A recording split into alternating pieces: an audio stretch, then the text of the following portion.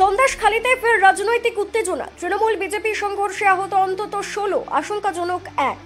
উত্তর চব্বিশ পরগনার সন্দেশখালী এলাকায় ফের রাজনৈতিক উত্তেজনা। শনিবার সকালে জেলেখালী গ্রাম পঞ্চায়েতের পাখিরালয় এলাকায় চায়ের দোকানে বসে থাকা একদল তৃণমূল কর্মীর ওপর অতর্কিত হামলার অভিযোগ উঠেছে বিজেপির বিরুদ্ধে।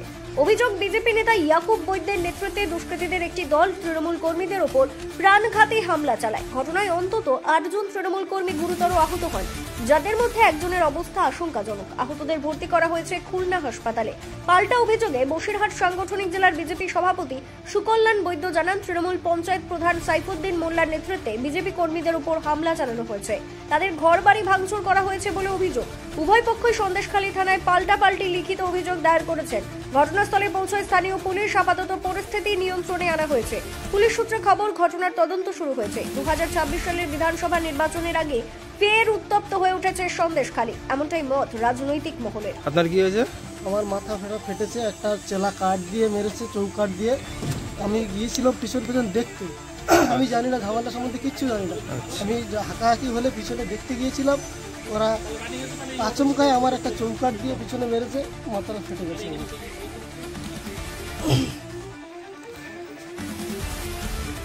হ্যাঁ, জেলিয়াখালী পঞ্চায়েতের তৃণমূলের অঞ্চল সভাপতি সাইফুদ্দিন মোল্লার নেতৃত্বে একদল তৃণমূল হারমাদ বাহিনী আমাদের কর্মীদের উপর আক্রমণ করে এবং নৃশংসভাবে তাদের জীবন নেওয়ার চেষ্টা করে। তাদের অপরাধ ছিল ওয়াকফ বিল বিরোধী একটা মিছিল তৃণমূলের নেতৃত্বে হয়েছিল। সেই মিছিলে ওদেরকে যাওয়ার জন্য জোর করা হয়েছিল।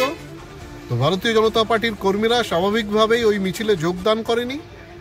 তাদের এই অপরাধে তাদের উপর এই অমানসিক টর্চার করা হয়।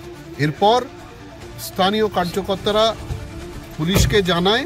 পুলিশকে জানালে পুলিশ এসে তৃণমূল হারমাদদের বিরুদ্ধে কোনো ব্যবস্থা তো গ্রহণ করেনি, উল্টো আমাদের যারা কর্মী সমর্থক কার্যকর্তা ওই আহত কার্যকর্তাদের নিয়ে হসপিটালে যাওয়ার চেষ্টা করছিল, তাদেরকে অ্যারেস্ট করে এবং তাদেরকে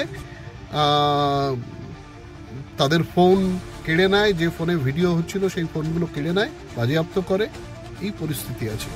আমরা এর তীব্র প্রতিবাদ জানাচ্ছি। আমি যাব আজ ওখানে।